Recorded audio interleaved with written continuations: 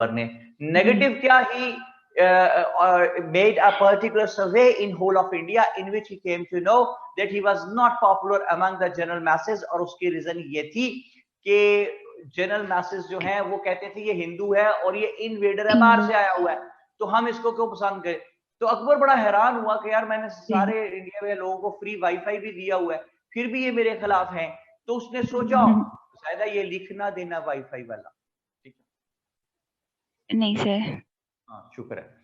कहता है उसने सोचा कि क्या करूं, प्रोलॉन्ग कैसे करूं, तो मजीद सर्वे किया तो पता चला कि ज्यादातर लोग बीइंग मुस्लिम उसके खिलाफ है कि वो मुसलमान है।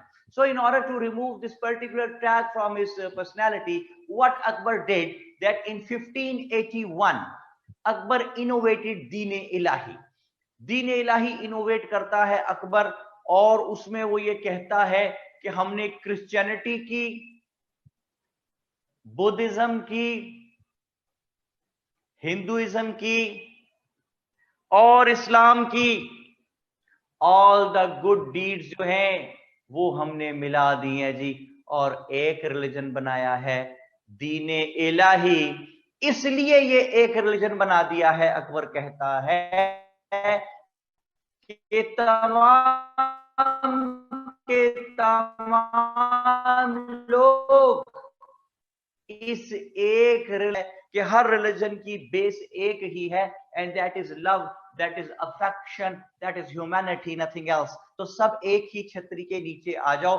This all Akbar was doing just in order to make the people clear that he was not a Muslim and there wasn't any kind of discrimination among the society, and everybody belonged to one religion which was Deen Ilahi।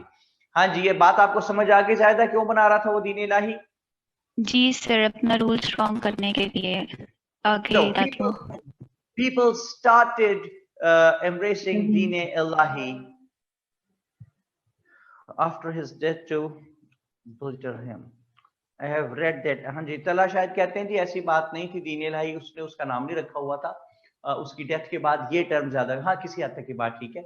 उसकी जब उसको बनाया तो उसको दीन अकबरी भी कहा जाता था, mainly it was known as Din Akbari, लेकिन popularly it is known as Din Ilahi. तो तला शायद आप भी ठीक कह रहे हैं, लेकिन थोड़ा सा बस ऐसे ही है। अच्छा जी, तो देखें उसने दीन इलाही इसलिए इनोवेट किया कि मेरे किसी तरह लोग जो है वो खिलाफ मेरे ना रहें। हाँ जी, लोगों को इसलिए इकट्ठा कर रहा था नायाब अजहर वो, ताकि मैं मुसलमान नहीं हूं, इस वजह से लोग मेरे खिलाफ ना रहें। अभी जिले इलाही में बात करता हूं मैं, नुमानी बात। People started embracing Deen Ilahi in great numbers. तेजी से लोग दीन इलाही एम्ब्रेस करने लगे। उसकी क्या वजह थी? तीन वजूहात थी, तीन कैटेगरीज थी लोगों की जो दीन इलाही तेजी से एम्ब्रेस करते चले जा रहे थे। एक तो था जी, उनमें सबसे पहली रीजन थी category of people, they were opportunist people. Opportunist थे। अपॉर्चुनिस्ट लोग कौन होते हैं जी? अपॉर्चुनिस्ट लोग वो होते हैं जो मौके से फायदा उठाते हैं। ये हर दफ्तर में होते हैं, हर मुल्क में होते हैं, हर दौर में होते हैं। ये इतने एक्सपर्ट होते हैं जी, हसन अहमद इब्नुल वक्त लोग इतने एक्सपर्ट होते हैं कि आप आके बैठे हैं तो आके खुद बैठ जाए, दो बंदे बैठ गए और आपस में बात करें, यार सर की टाई देखी, सर कोई स्पेशल ट्रेनिंग है आपके पास टाई या शर्टें मैच करनी? सर वैसे ही पूछता। इतनी खुशामद करते हैं, इतनी खुशामद करते हैं कि आप ये सोचने लगते हैं कि यार जब मैं पैदा हो गया था तो ये बाकी लोगों की क्या जरूरत थी दुनिया में, मैं काफी था। इस हद तक आप खुशामद करते हैं। इससे भी आप लोगों ने दुनिया में बच के रहना होता है। ये बहुत खतरनाक लोग होते हैं, बड़े बड़े बादशाहों को ले डूबे ये लोग। अच्छा जी, तो ये जी चमचे कह लें, शर्जीला शजीहा नकवी, बिल्कुल ठीक है, अपॉर्चुनिस्ट या चमचे। चमचे होते ही वो हैं जो अपॉर्चुनिस्ट होते हैं। एग्जैक्टली। अच्छा जी, तो इन्होंने क्या किया जनाब के अपॉर्चुनिस्ट लोगों ने तेजी से दीन इलाही एम्ब्रेस किया। दूसरी कैटेगरी के लोग कौन है? ये वो है those who never wanted to embrace Din Ilahi, लेकिन जब दीन इलाही एम्ब्रेस करने से, कबूल करने से इनकार किया तो बादशाह की टीम ने इनको पकड़ के मारना शुरू कर दिया जनाब। इन पे all kind of inconveniences were reflected upon such people. For example, if it is the time of 2020, if someone is against the government तो क्या किया जा सकता है उस पे, कि उसका ईसीएल में नाम दे दो, उसको नैब में दे दो, उसके नाम, थानों में पर्चे कटा दो, एफबीआर पीछे लगा दो। हर दौर के मुताबिक इस तरह हुकूमत के पास कुछ हथकंडे होते हैं। तो वो जनाब अली, तो उसके पीछे जो है वो उन्होंने लगा दिया जनाब, डाला उठा के ले जाता है सारे बच्चे। ओ वेरी वेल सेड यार। हाँ वाकई घर को डाला आता है, पुलिस वाले उठा के लेके पता ही चला बंदा कहाँ गया, इस तरह गायब करके। तो ये दूसरी कैटेगरी के लोग थे जिन्होंने दीन इलाही जो नहीं एम्ब्रेस करना चाहते थे, लेकिन डर के मारे कि यार देखो हमने नई दीन इलाही एम्ब्रेस किया, सामने उस बंदे को डाला उठा के ले गया, पता ही नहीं चला बंदा कहाँ गया, नैब में नाम आ गया, उसको खामखा फाइलें खोल ली उस बंदे की। तो इसलिए दीन इलाही एम्ब्रेस करने वालों की दूसरी कैटेगरी उन लोगों की थी, those who are influenced in this manner. और तीसरी कैटेगरी के लोग बड़े खतरनाक थे, ये वो थे those who are embracing Deen Ilahi by heart, दिल से एम्ब्रेस कर रहे थे दीन इलाही को। और ये दीन इलाही को दिल से क्यों एम्ब्रेस कर रहे थे, देखिए ये 1581 की बात की मैंने, अब मैं दूसरी जगह जा रहा हूं, Akbar has got nothing to do with it. अब जो मैं बात करने लगा हूं, ये एक और फलसफा चल रहा था उन दिनों सब कॉन्टिनेंट में, जो था वहदत अल वजूद। लिख लिया जायदा जी। वादत अल वजूद। ये वादत अल वजूद क्या है, ये शुरू से इस्लाम में मौजूद था, इस दौर में नया नहीं आ गया था, लेकिन इसमें था सिलसिला ये कि वो कहते थे कि हर चीज जो है, एवरी क्रिएटर जो है वो उसके बीच में ही है, हर खालिक मखलूक के अंदर है, बाहर कुछ नहीं है। As soon as the creator dies the creator is also over. ये वो कहते थे कि खालिक मखलूक के अंदर है, वहदत अल वजूद। यहां तक ज्यादा बात समझ आ गई आपको? जी सर। अब चक्कर ये है कि तेजी से दीन इलाही के मानने वालों में इजाफा हो रहा है। कौन कौन लोग हैं जो अपॉर्चुनिस्ट हैं, जो अंडर इन्फ्लुएंस आके कर रहे हैं दीन इलाही बेस, और तीसरे वो जो बाय हार्ट कर रहे हैं, वो ये कहते हैं जब खालिक और मखलूक एक ही है, वहदत अल वजूद, जब सब कुछ एक ही है, तो बादशाह से मार क्यों खानी है भाई, उसकी बात मान लेते हैं बादशाह जो कह रहा है। तो दीन इलाही एम्ब्रेस कर रहे थे, बादशाह भी यही कह रहा है सब कुछ एक ही है, तो वो भी दीन इलाही के मानने वालों में तेजी से इजाफा हो रहा था।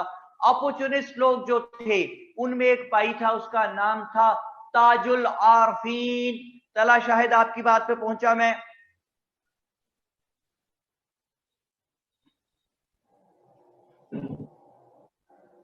वतल वजूद अशरफ शाह साहब थर्ड टाइप नहीं है, थर्ड टाइप है बाय हार्ट एम्ब्रेस करने वालों की। और जो लोग बाय हार्ट एम्ब्रेस कर रहे थे, वो वहदत अल वजूद की वजह से कर रहे थे। अशरफ शाह जी आप एक स्टेप पीछे रह जाते हैं, कल भी एक स्टेप पीछे रह गए थे दुनिया से आप, क्या चक्कर है? हसान अहमद क्या चक्कर है यार, ये दुनिया से पीछे क्यों रह जाते हैं हसान? आपके क्लास वालों जो अशरफ शाह जी, हसान ने जो डीपी लगाई हुई है ना, वो मुझे बड़ा इंप्रेस करती है, लगता है मिस्टर बजाज बैठे हैं। अच्छा भारत डीपी जो बॉयज है वो तो लगा दिया करें, मुझे पता चले मैं किससे बात कर रहा हूँ। बेटियां तो चलो नहीं लगाती, उनका वो अपना सिलसिला ना लगाएं।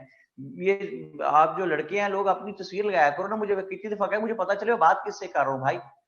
अच्छा जी, आगा फरहान अली किजल बादशाह आ गए हैं, वो कहते हैं हसान अहमद ने क्या कहा है जी बात अशरफ शाह से। अच्छा जी सर, ये बात अल वजूद एंड दीन इलाही का लिंक समझा दें। जी मेरे बेटे आगा साहब, अभी मैं इस पे बात करता हूँ। और मोहम्मद अहमद आ गए सर, इनका वाईफाई अकबर के दौर का यार वाह क्या बात है मोहम्मद अहमद यार, वेल डन यार, दिल खुश कर दी तुम। लो जी सुन ले जनाब अली अशरफ शाह जी, वो कह रहे मोहम्मद अहमद क्या पीछे इसके रहते कि आपका वाईफाई अकबर के दौर का। अच्छा गिना इरफान क्या कहती है, कहती है सर सम सेज, अंदाजा लगाएं आप, उनके गिना हमारी बेटी जी उसकी मर्जी है, वो कहती मैं अपनी इंग्लिश निकालूंगी।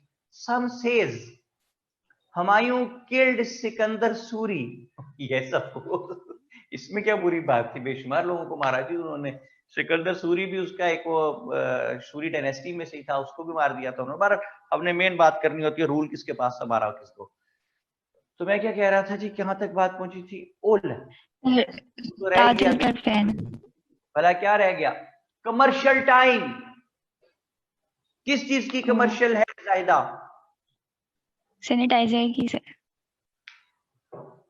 जी हाँ, अपने हाथों को करते रहिए सैनिटाइज, बार बार अपनी सेहत को रखिए शानदार और जारी रख सकिए अपना कारोबार, और हुकूमत को देते रहिए टैक्स हर बार। वजारत सेहत हुकूमत पंजाब। ओके, कमर्शियल खत्म। अशरफ शाह जी आ गए जी। कहते हैं मैं देखता हूं कैसे मोहम्मद अहमद ने मुझे बात किया। कहे जब तक लिखता हूं एक चीज तब तक लेक्चर आगे चला जाता है, दैट इज द रीजन। बड़ी ज्यादती जी, बड़ा जुल्म है। अशरफ शाह जी जैसा बंदा डॉक्टर को जाके कह रहा था डॉक्टर साहब बड़ा मसला, डॉक्टर साहब और डॉक्टर साहब और डॉक्टर साहब बड़ा मसला पड़ गया। डॉक्टर कहता है क्या मसला है? कहते डॉक्टर साहब जब मैं आंखें बंद करता हूं मुझे कुछ नजर ही नहीं आता। अच्छा जी सर, हेल्थ मिनिस्ट्री कब से टैक्स मांगती है? बेवकूफ आदमी, वही हेल्थ मिनिस्ट्री जो टैक्स मांगती है सबसे। हर दवाई आप जरा खरीद के देखे ना, जो 400 की थी वो 900 की हुई पड़ी है, ऊपर टैक्स भी लिखो। अशरफ शाह जी आ गए हैं, खुश हैं जी। अब वो कहते हैं हाँ ये तो नया टैक्स आ गया मोहम्मद अमीर हमजा के। बिल्कुल आएगा जी, अभी और भी टैक्स आएंगे, ये तो होगा।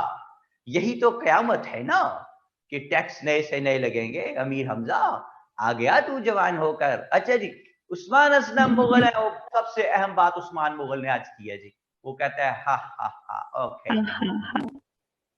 तो बात कहां तक पहुंची जनाब? बात यहां तक पहुंची कि अकबर जो है उसके दौर में एक बंदा है जो उसको ताजुल आरफीन, वो उसको कहता है जिल्ले इलाही, यानी God forbids, shadow of the God, God shadow of the God, जिल्ले इलाही। और ताजुल आरफीन उसको कहता है परफेक्ट ह्यूमन बीइंग, इंसान कामिल। भाई ये तो कंट्राडिक्टरी स्टेटमेंट, इंसान कामिल, इंसान का कामिल होता है भाई। ये तो वैसे ही है जिस तरह हैप्पीली मैरिड, वो या हैप्पी होगा या मैरिड होगा। वो आपने देखी नहीं क्या हालत उसकी बेचारे की? फर्क फर्क जेब को नहीं देखा आप लोगों ने? हाय हाय, कहाँ क्या फर्क जेब, हाय हाय बेचारा। उसे मजलूम शक्ल से मजलूम था। वो कहता सर मैं मजलूम आदमी हूँ सर। अच्छा जी, अफसा आगे कह सर आप अब ही सब इतना एक्टिव कैसे हो रहे हैं? सर आप सब इतनी एक्टिव, अफसा कहती, वो इस बात पे परेशान है कि सारे इतने एक्टिव क्यों हैं, हंस के उतनी बातें क्यों कर रहे हैं सारे। ये तो अभी सोए पड़े होना चाहिए था सारों को। अच्छा जी, फरोग साहब आ गया जी। कहते यस। अच्छा देखो उसको माशाल्लाह शादी जैसे आदत ही पड़ गई थी यस। हाँ जी यस जनाब, है फर्क से प्योर बात कर रही है। अच्छा जी, तो मैं क्या कह रहा था कि अकबर के दौर दरबार में openly they use to make fun of Quran and Sunnah. They used to make fun of hell or heaven. They used to make fun of reward and sin. They used to make fun of Islam openly, and they all were of the view that Islam was only good for the backward and illiterate people of Saudi Arabia, and the educated and decent people of India, they never required the religion like Islam, because Islam is teaching the basics of life, and they were of the view that they already knew all those basics, so they were not required to be taught by Islam. ये आप देखें कि ये लोग जो है openly कहते थे जन्नत दोज़ख का मजाक उड़ा रहे हैं। अच्छा, हेल और हेवन का मजाक, रोजे का नमाज का मजाक, नौज़बिल्लाह कुरान मजीद का मजाक, ये सब चीजें जो है इनका मजाक ओपनली अकबर के दरबार में करते थे वो। और अकबर के दरबार में wine was allowed, interest was allowed, gambling was allowed. जीतला शायद बिल्कुल ब्लास्फेमी करते थे वो लोग, क्योंकि वो लोग कुरान मजीद का नौज़बिल्लाह मजाक उड़ाते थे और नमाज का, रोजे का। और अकबर जो है वो यहां तक वो पहुंच गया था कि वो ये कहता था कि अजान में जो नाम आता है शायद ये मेरा नाम आता है बीच में इसमें। तो अकबर ने तो रिलीजन का बेड़ा गर्क कर दिया। कौन से बेवकूफ लोग हैं जो हमें बचपन से पढ़ाते हैं कि जी अकबर आजम, वो काय का अकबर आजम यार, वो तो हमारा मजहब ही ले डूबा था, इस्लाम को ही ले डूबा था अकबर तो। अच्छा जी, लेकिन हुआ क्या कि अकबर जो है वो क्योंकि उसके साथ अपॉर्चुनिस्ट लोग थे, वो उसको हाईलाइट करते रहते हर वक्त। अकबर के दरबार में wine was allowed, gambling was allowed, interest was allowed. The only thing which was banned that was cow slaughtering, गाय ज़िबा करना। और अकबर के दरबार में जो है वो अजान की पाबंदी थी। ये अकबर था जनाब। तो हम उसको बचपन से पढ़ते आते हैं, अकबर द ग्रेट और ये था और वो था। तो बिल्कुल हसन अहमद सही कहते हैं, अल्लाह पाक जो है वो दिलों पे मोहर लगा देते हैं समटाइम्स, और जब नहीं समझ आनी होती बात तो नहीं आती है। ये लोग भटके हुए लोग थे, अपना इक्तदार सिर्फ बढ़ाने के लिए मजहब को लिए डूबने लगा था। ये तमाम हरकतें अकबर जो कर रहा है, और उसको फायदा क्या पहुंच रहा है, अपॉर्चुनिस्ट लोगों से, इन्फ्लुएंस कैटेगरी के लोगों से और बाई हार्ट वालों से। जो बाई हार्ट एम्ब्रेस कर रहे थे वो कौन थे, वो जो वादतल वजूद से मुतासर थे। याद रखिएगा, Akbar was having nothing to do with वादतल वजूद। अकबर नहीं वादतल वजूद का कह रहा, वो सूफीज कह रहे थे, और वो शुरू से इस्लाम में फलसफा चला आ रहा था साथ साथ। इस दौर में इतना हाईलाइट इसलिए हो गया कि वो इंसिडेंटली बादशाह के स्टैंड से मैच कर गई बात। ज्यादा समझ आ रही है आपको बात? जी जी सर। ज्यादा बहुत देर से हमारे साथ, ज्यादा थक तो नहीं गई? नहीं नहीं, ज्यादा कहाँ है आप? लाहौर में, किसी और शहर में? लाहौर में सर। लाहौर में। मेरी बेटी, पढ़ा क्या हुआ पहले आपने? सर मैंने एमफिल किया हुआ है ह्यूमन रिसोर्स मैनेजमेंट। माशाल्लाह, वेरी गुड वेरी गुड। लो जी साहब, wish you all the best. जीती रहे, सलामत रहे मेरी बेटी, बहुत सी कामयाबी हासिल करें। बात किससे मेरी अब तक नहीं हुई जी? बात मेरी तला शायद से बात नहीं हुई जी, बात करा दें। ज्यादा बेटी से इजाजत। ज्यादा नाइस टॉकिंग यू। सेम है सर। Thank you. कहाँ गया जी तला, कहाँ गया भाई? अस्सलाम वालेकुम सर। वालेकुम सलाम। कैसा बेटा, ठीक है भाई? जी सर ठीक ठाक, आप सुनाए क्या हाल सर है? या I am fine thank you. तला कहाँ है भाई, किस शहर में है? सर मैं लाहौर में ही होता हूँ। लाहौर में हो रहा बेटा। और पहले पढ़ा क्या हुआ आपने? सर मैंने बैचलर्स किया है पॉलिटिकल साइंस में। माशाल्लाह, वेरी गुड। लो जी, 200 नंबर का सब्जेक्ट तो मेरे बेटे का तैयार पड़ा है, पॉलिटिकल साइंस वाला है जी। Very good very good. Theories पे नजर रखना, भुलाना ना उनको। अच्छा जी, तो मैं क्या कह रहा हूँ तला, यहाँ तक कहानी बिल्कुल समझ आ रही है, लिंक में आ रही है बात? जी सर। जरा सा दोबारा लिंक को समझ लें। अकबर का दौर, एक कॉलम 1581 दीन इलाही, अगला कॉलम वादतल वजूद, सूफीज की वजह से फलसफा चल रहा है।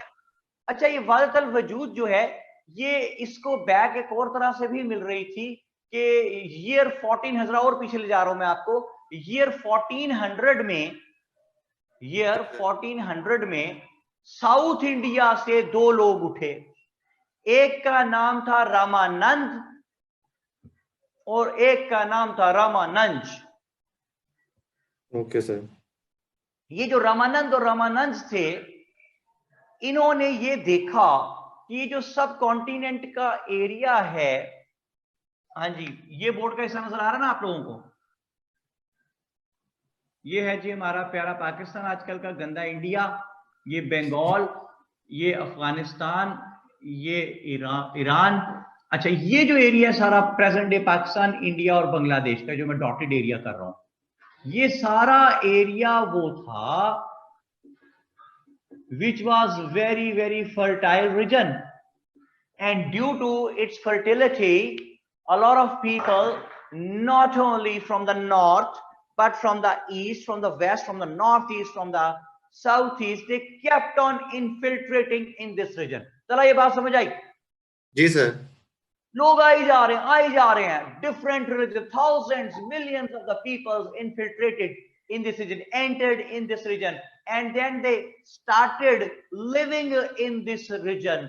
तो उससे क्या हुआ कि यहाँ पे बेशुमार डिफरेंट नेशंस के और बेशुमार डिफरेंट रिलीजन्स के लोग आके रहने लगे। ये बात समझ आ गई तला? जी सर। अच्छा, क्योंकि वो डिफरेंट रिलीजन्स के लोग हैं, so every now and then they had the conflicts among them, they had the wars among them on the basis of different religions, on the basis of differentiations in the religions. रोज जंगें होती थी, bloodshed every now and then was taking place कि religions के जो differences थोड़े बहुत थे उसकी वजह से। So वक्त के साथ साथ बहुत से religion के जो लोग थे, their religions amalgamated into Hinduism. या मैं आपको हजारों साल और पीछे ले गया हूं। Their religions amalgamated into Hinduism, इसलिए कि दो चीजें कॉमन में निकल आई। अगर यहां तला 99 कौमें आई तो उनकी रिलीजन्स 99 डिफरेंट रिलीजन्स आ गए, डिफरेंट 99 रिलीजन्स आ गए, तो रिलीजन्स के दो चीजें जो थी, एक visibility factor of the God कि अल्लाह नाउज़बिल्ला नजर आता है, और दूसरा plurality factor of the God कि अल्लाह नाउज़बिल्ला एक से ज्यादा हैं। तला ये बात समझ आई आप? यस सर, ये आर्यंस मेरे ख्याल से लाए थे ज्यादातर। आर्यंस और बेशुमार लोग जितने आए ना, उनकी ये चीजें मैच कर गई लोकल्स के साथ, हिंदूज के साथ। हिंदूज भी ये कहते थे कि अल्लाह नाउज़बिल्ला नजर आता है और अल्लाह नाउज़बिल्ला एक से ज्यादा है। Plurality of the God, visibility of the God and plurality of the God, ये दो चीजें कॉमन निकल आई बहुत से कौमों के लोग जो यहाँ डिफरेंट रिलीजन वाले और लोकल्स के साथ। लेकिन एक कौम ऐसी आई, मुसलमान, they brought here the unique concept of God, कि oneness of the God and invisibility of the God, कि अल्लाह नजर नहीं आता और अल्लाह एक है। ये दो चीजें मेन थी, ये ऐसी दो चीजें थी which could never allow the Muslims to have amalgamation with the Hinduism. Hinduism में दो चीजें, हम इसको बेसिक कॉन्सेप्ट इस्लाम के, ये बेसिक तो ये है ना कि अल्लाह नजर नहीं आता और अल्लाह एक है। तो वो कहते हैं अल्लाह नाउज़बिल्ला एक से ज्यादा है और अल्लाह नाउज़बिल्ला नजर आता है। एनीथिंग तला Shahid which could reward or threat, they used to consider that object as their god। जैसे कि सूरज है, जला भी देता है, सूरज के बगैर जिंदगी भी नहीं। पानी है, डबो भी देता है, पानी के बगैर जिंदगी भी नहीं। हाथी है, आपको सवारी भी कराता है, जंगों में भी काम आता है, और गुस्सा चढ़ जाए तो ट्रंक में लपेट के परे भी फेंक देता है। अच्छा जी, और स्नेक है, अच्छा जी, चलो शायद स्नेक काट लेता है, डस लेता है, बंदा मार जाता है, ये तो नुकसान है। तो फायदा क्या स्नेक का? काम क्या करता है आपका? बच्चों को स्कूल से लेके आता है। सर आई थिंक उसके वो स्नेक का मिल्क मेरे ख्याल से निकालते हैं, मैंने कुछ इंडियन मूवीज में देखा है आई थिंक, और तो कोई नहीं हो सकता स्नेक और कोई फायदा? ये अहमद शाह लिख रहे हैं, देखें कितनी अच्छी बात उन्होंने लिखी है। वो कहते हैं उसका जो वेनम होता है ना जी, उससे वो मेडिसिन बनती है एंटी वेनम की, ठीक है। तो यानी उससे सांप से जहर के से इलाज बना लिया। वो अल्लामा इकबाल ने लिखा हुआ है ना कि जहां राजो या काबो गिला फरीदम तो ईरान तातारो जंगा फरीदी मनस खाके पोला दे नाबा फरीदम तू शमशीरो तीरो तफंगा फरीदी तबरा फरीदी निहाले चमनरा कफस साखती तायरे नगमा जनरा और तुशबा फरीदी चरागा फरीदम सफाला फरीदी अयागा फरीदम बयाबानो कोहसारो रागा फरीदी खयाबानो गुलजारो बागा फरीदम मनानम के असंगाईना साजम मनानम के अजहर नोशीना साजम। तला ईमानदारी से बताया, इसमें अफरीदी के अलावा कुछ और समझ आया? सर कुछ भी समझ नहीं आया, मैं यही बोलने लगा था कि आपको बड़ा क्लियरली याद है मतलब अफरीदी समझ आ गया कुछ में? हाँ जी सर आसान हम कहते हैं ट्रांसलेशन प्लीज। ट्रांसलेट सारा तो नहीं करता था, इतना करता हूँ कि इकबाल ने ये मुहावरा लिखा है माबैन इंसान और खुदा, कि अल्लाह ताला की जात कहती है कि मैंने इस जहान को एक ही पानी और मिट्टी से पैदा किया था, तुमने इसमें डिफरेंट ईरानी तातारी और हबशी अक़वाम बना ली, डिफरेंशिएशन क्रिएट कर दी, और मनफ़ा के पौलाद नाबा फरीदम, मैंने खालिस मिट्टी से औलाद पैदा करके दिया तुम्हें, और तुमने उस औलाद से क्या काम लिया? तू शमशीर और तीरो तफंग आफरीदी, तुमने उसे तीर तलवार और बंदूकें बना ली। तबर आफरीदी निहाल चमनरा, चमन में गाना गाने वाले बूटे के लिए आपने तबर आफरीदी निहाले चमनरा, चमन के बूटे का कुल्हाड़ा बना लिया, और कफस साख्ती, पिंजरा बना लिया, तायरे नगमा जनरा, उस परिंदे का लिए जो फिजा में नगमे गाता फिर रहा था। तो इंसान कहता है अल्लाह मियां जी मैंने सारे काम बुरे ही नहीं किए, तुशाबा फरीदी चरागा फरीदम सफाला फरीदी अयागा फरीदम, आपने रात पैदा की, मैंने चिराग बनाकर रोशनी कर ली, आपने मिट्टी पैदा की, हमने उससे सफाला फरीदी अयागा फरीदम, हमने उससे बर्तन बना लिए। बयाबानो को सारो रागा फरीदी, आपने बयाबान सहरा पहाड़ पैदा किए उजाड़, हमने उसे खयाबानो गुलजारो बागा फरीदी अफरीदम। और मनानम मैं वो हूं कि असंगाई ना साजम, जो पत्थर से शीशा बना लेता हूं, और मनानम कि अजहर नोशी न साजम, मैं वो हूं जो जहर से तरियाक बना लेता हूं। हाँ जी, समझ आ गई जी आपको? तला जी सर काफी क्लियर है वो, ये ग्रुप में भी जवाब शिकवा से काफी मिलता जुलता लग रहा है। ये पर्शियन में लिखा हुआ, इसको जवाब शिकवा जवाब शिकवा की एक वो टाइप है ये। इसको इकबाल ने हेडिंग दी हुई है मुहावरा माबैन इंसान और खुदा। ठीक है, जी सर। बड़े मजे की चीज आई। ओके जी, Persian is a very very sweet language, बहुत मजे की जुबान है पर्शियन। ओके जी ऑफिशियल थी? जी, मैं कह सर ये ऑफिशियल थी मुगल के टाइम में? yes of course official सी Persian was our official language here in India। Okay sir. अच्छा, तो मारिया रेशम कह रही हैं sir do you speak Persian? ये भी बोल तो रहा था बेटे, और कैसे बोलूं? अभी तो बोल रहा था, मतलब और क्या अब स्टाम्प पेपर पे लिख के दूं? अच्छा, अभी तो बोल रहा था बेटे। अच्छा जी, तो मैं क्या कह रहा था यार, ये क्या आ गया स्क्रीन पे भाई?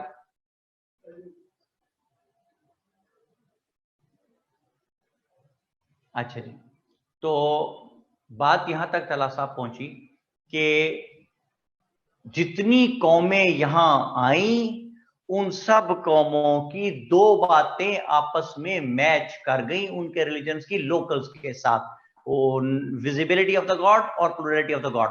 जब मुसलमान आए तो वहां यहां वो अजीब कॉन्सेप्ट साथ लेके आए कि oneness of the God and invisibility factor of the God. Due to these two basic principles of their religion could never be amalgamated into Hinduism like many other religions before।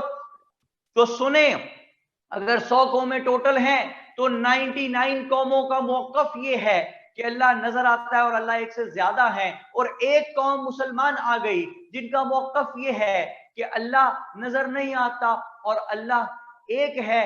तो 99 कौमें एक तरफ, ये एक कौम एक तरफ, तो टू नेशन थ्योरी तो बन गई ना। तो याद कीजिए जिन्ना के अल्फाज, जब जिन्ना कहते थे कि Pakistan came into being when the first ever Muslim placed his feet on the surface of the subcontinent। चला ये बात समझ आई आपको? Yes sir. ये और आगे भी जरा आगे की तरफ लेके आते हैं कि रामानंद और रामानंद क्या कर रहे थे साउथ इंडिया में। उन्होंने स्टार्ट कीजिए भक्ति मूवमेंट। भक्ति मूवमेंट इट मींस मोहब्बत की मूवमेंट। उन्होंने कहा भाई जो भी कुछ है वो मोहब्बत है, हर रिलीजन जो है उसकी बुनियाद मोहब्बत है, सब कुछ एक है, राम भी एक, रहीम भी एक, कुरान भी एक, प्राण भी एक, सब कुछ एक है। सब एक झंडे के नीचे आ जाओ, एक अम्ब्रेला के नीचे आ जाओ, जिसे कहते हैं भक्ति मूवमेंट। तो भक्ति मूवमेंट को बहुत ज्यादा सपोर्ट और जीराई मिलनी शुरू हुई। पीपल स्टार्टेड कमिंग इनटू भक्ति मूवमेंट। रामानंद और रामानंद का मकसद ये था कि एवरी नाउ एंड देन जो ब्लड शेड होता है रिलीजियस डिफरेंशिएशन की वजह से, वो समहाउ खत्म हो सके। लेकिन मुसलमानों के रिलीजन की ये दो बेसिक चीजें ऐसी थी जिसकी वजह से Islam could never be amalgamate into Hinduism, और इस मुसलमान कभी भक्ति मूवमेंट में ना आ सके। और जनाब भक्ति मूवमेंट जो है ये फ्लरिश की, और रामानंद और लोग हैं, इनमें से जो रामानंद था उसके 12 शागिर्द थे। हिंदी में शागिर्द को कहते हैं चेले। तो 12 चेले थे उसके शागिर्द। उन 12 लोगों में से एक आदमी थे Baba Guru Nanak. He was a very very respectable person, a great human being। He was the person who laid the foundation of Sikh religion। ये रामानंद के 12 जो शागिर्द थे उनमें से एक थे बाबा गुरु नानक। बाबा गुरु नानक जी जो थे, he spent a lot of time of his life with our Sufi saint हजरत मियां मीर, उनके साथ इन्होंने बहुत टाइम गुजारा। अच्छा जी, मोहम्मद अहमद कहते हैं in which year was this movement started? year 1400 मैंने अभी बताया जी आपको। अच्छा जी, ये था दीन इलाही, सॉरी ये था भक्ति मूवमेंट। तो भक्ति मूवमेंट को सपोर्ट मिली और लोग भक्ति मूवमेंट को काफी एडमायर करने लगे कि यार ये मोहब्बत की बात करते हैं, ये सबको यूनाइटेड रखने की बात करते हैं। तो फिर जब लेटर ऑन वादत अल वजूद का उभर के सामने आया फिलॉसफी, तो लोगों ने कहा ये भी ठीक है कि सब कुछ एक ही है। भक्ति मूवमेंट वाले भी यही कहते थे कि सब कुछ एक ही है, और आजकल बादशाह भी यही कह रहा है। अकबर, मैं वापस पहुंचा अकबर तक, बादशाह भी यही कह रहा है कि सब कुछ एक है। तो फिर एक जुमला सुनिए कि दीने इलाही, लिख लें इसको, दीने इलाही was the political edition of Bhakti movement. Deen-e-Ilahi was the political edition of Bhakti movement. Edmund भाई चाय टाइम, एडमन भाई चाय पिला दो यार।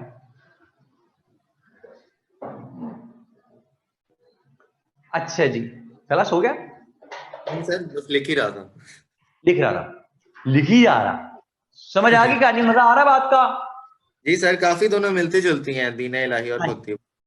बिल्कुल, इसीलिए तो कहा। अच्छा, दीन इलाही को बेटा फिर हमने पॉलिटिकल एडिशन क्यों कह दिया भक्ति मूवमेंट का? इसलिए कि it was backed by the government of that time. Exactly हमने कह दिया पॉलिटिकल एडिशन ऑफ भक्ति मूवमेंट। यानी अब सूरत हाल ये है, लोग तेजी से दीन इलाही एम्ब्रेस कर रहे हैं अकबर का, और भक्ति मूवमेंट की वजह से, सॉरी, वादतल वजूद की वजह से भी बहुत लोग इन्फ्लुएंस होते हैं और by heart Deen Ilahi embrace करते हैं। तो मेरा जुमला सुनिए कि religion is the thing which you never choose. 99.99% cases में it is being given to you people from your parents. देखिए, मैं अल्हम्दुलिल्लाह मुसलमान क्यों हूं? इसलिए कि मेरे माँ बाप मुसलमान थे, उन्होंने मुझे बताया कि भाई ये अल्लाह, ये रसूल है, ये कुरान है, ये सिलसिला पूरा। मैं भाई बिल्कुल ठीक है। एक आदमी जो हिंदू है, वो हिंदू क्यों है? उसको हिंदू घराने में पैदा हुआ, उसके माँ बाप ने कहा कि भाई ये राम है, ये फलां है, ये फलां है, तो ठीक है जनाब। जो क्रिश्चियन है वो क्रिश्चियन क्यों है? तो रिलीजन जो 99.99% केसेस में आपके माँ बाप आपको देते हैं, you never choose that yourself. Very few people in the world they change their religion, क्योंकि रिलीजन चेंज करने का मतलब होता है कि you change each and everything from your life. Your parents, उनको छोड़ दिया आपने, अपने बहन भाई छोड़ दिए, बस इन सम केसेस स्पाउस भी छोड़ना पड़ा, बच्चे भी छोड़ दिए, रिलेटिव्स छोड़ दिए, नेबर्स छोड़ दिए, सब कुछ कट गया, आपकी बेस खत्म हो गई अगर आपने रिलीजन छोड़ दिया। तो इसलिए सर आजकल काफी लोग करते हैं क्या? वेस्ट में खासतौर पे काफी लोग अपना रिलीजन चेंज कर लेते हैं एडल्टहुड में। अच्छा, आपको बताया उन्होंने? नहीं सर, वैसे ही मतलब न्यूज पे आता रहता है ना, जैसे बेटे काफी लोग इस्लाम एम्ब्रेस कर लेते हैं, और वेस्ट में जैसे एथियज्म बहुत हो गया। आप ठीक कह रहे हैं, करते हैं चेंज, लेकिन परसेंटेज निकालिए ना। यस सर, वो काफी कम है। That's good. मैंने ये नहीं कहा कि चेंज नहीं करते, मैंने कहा बहुत कम लोग चेंज करते हैं। मेजॉरिटी ऑफ द केसेस में यही होता है कि जो माँ बाप ने रिलीजन बताया, इंसान उस पर कायम रहता है। जी सर। तो सुने जुमला मेरा कि अगर दीने इलाही पे एक दो जन चेंज हो जाती, फिर जो लोग थे उन्होंने कहता भाई ये तो दीन इलाही तुम्हारे दादे ने बताया थे, तो बाप ने बताया था, ये तो सच्चा रिलीजन ही है, उसी पे लगे रहते फिर। और it would have proved fatal in the later stages of the political history of the subcontinent when people like Jinnah would have claimed that by all canons of international law Muslims are a nation। तो वो कहते Britishers के, जिन्ना किसकी बात करते हो, मुसलमानों की या दीन इलाही वालों की? अगर दीन इलाही वालों की कर रहे हो तो क्यों कर रहे हो? वो खुद अपनी बात कर लेंगे ना, उनका अपना लीडर है, अपना रिप्रेजेंटेटिव है, तुम कौन हो? तो हम तो पहले ही सब कॉन्टिनेंट 23% थे, तो अगर दीन इलाही वाले भी बीच में से अलग हो जाते, कोई अलग लोग बनते वो, तो हम तो 7-8% रह जाते। तो 6-7% तो सिख भी थे, सिख्स को नहीं मिला था नेशनल अपना सेपरेट होमलैंड, तो हमें भी ना मिल पाता। गिना इरफान क्या कहती है, but there is a difference, you can have the title but in reality to be a Muslim you have to become a Muslim। बिल्कुल ठीक बात है कि ना, इसमें आपने बताया, मेरे बेटे के पूछे, बिल्कुल ठीक कह रही हैं आप। तो इस बात का तो यहाँ पे लिंक नहीं बन रहा ना, हम तो और बात कर रहे हैं कि जो रिलीजन चेंज करते हैं लोग वो बहुत कम होते हैं। और अगर मैं ये कह रहा हूँ दीन इलाही जिस तरह तेजी से लोगों ने एम्ब्रेस किया था, अगर वो उसको एम्ब्रेस करते चले जाते और 2-3 जनरेशन उस पर चेंज हो जाती, फिर वो अपना रिलीजन कभी चेंज ना करते। और in the later stages of the political history of the subcontinent जब लोग गिने जाते तो गिने जाते कि ये इतने परसेंट हिंदूज हैं, इतने परसेंट मुसलमान हैं, इतने परसेंट सिख हैं, इतने परसेंट दीन इलाही वाले हैं, वो एक कैटेगरी बीच में से निकल जाती। अब बात समझ आ गई जी आपको कि ना क्या कह रहा हूं मैं? शजीहा क्या कहती हैं, सर दोबारा समझा दें ये जंगों वाली बात दीन इलाही पर। दीन इलाही पे कौन सी जंग हुई है बेटे? मैंने तो कोई जंग का जिक्र ही नहीं किया। I am astonished. मैं कह रहा हूँ दीन इलाही पे जंगें नहीं होती, रिलीजन्स पे होती थी। लोग डिफरेंसेस इन द रिलीजन से ना, उसकी वजह से तो मुस्लिम्स की फिर परसेंटेज कम हो जानी थी, परसेंटेज बहुत कम हो जाती थी। So sir we can link this to the two nation theory and how the non existence of Din Ilahi was crucial for a separate Muslim homeland. हाँ ये भी बात ठीक है भाई। Sir you repeated I got it शिजी। ओके बेटा ठीक हो गया, शिजिया की बात तो ठीक हो गई। मोहम्मद अमीर हमजा की बात मैं जरा पहले खुद समझ लूं जी, फिर आपको समझाता हूँ।